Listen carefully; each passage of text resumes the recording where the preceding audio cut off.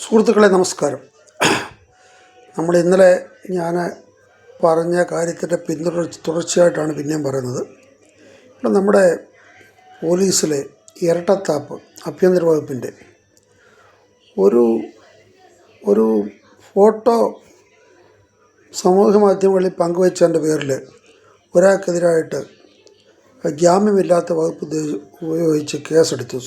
നമ്മുടെ DCCയുടെ ഭാരവാഹിയായിട്ടിരുന്ന സുബ്രഹ്മണ്യൻ, DCCയോ KPCCയുടെ മറ്റോ ഭാരവാഹിയാവും കേസെടുത്ത പോലീസ് ഇത്ര വർഗീയ വിഷം ചീറ്റുന്ന വെള്ളാപ്പള്ളിക്കെതിരായിട്ട് ഒരു നടപടി എടുക്കുന്നില്ല.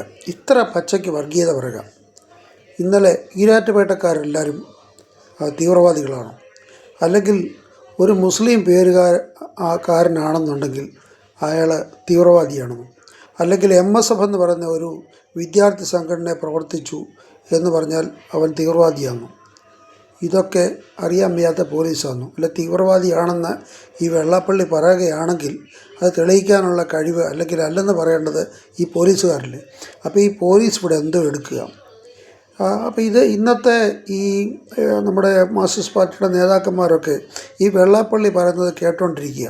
അപ്പോൾ ഇതിനെതിരായിട്ടാണ് പണ്ട് PM സുധീരനെ ഈ വെള്ളാപ്പള്ളിക്കെതിരായിട്ട് ഒരു മാൻഹോളിനകത്ത് ഒരാൾ വീണു, അദ്ദേഹത്തിൻ്റെ ജാതി ഉപയോഗിച്ച് അദ്ദേഹത്തെ അധിക്ഷേപിച്ചു, ആ ജാതിക്കാരനായതുകൊണ്ടാണ് അയാൾക്ക് പൈസ കിട്ടിയതെന്നൊക്കെ പറഞ്ഞ് ഈ വെള്ളാപ്പള്ളി പറഞ്ഞപ്പം അത് പരസ്യമായിട്ട് അന്ന് KPCCയുടെ പ്രസിഡൻ്റായിരുന്ന PM സുധീരൻ ഇദ്ദേഹത്തിനെതിരായിട്ട് കേസെടുക്കണമെന്ന് പറഞ്ഞ് അന്നത്തെ ഉമ്മൻചാണ്ടി സർക്കാർ കേസെടുത്തു.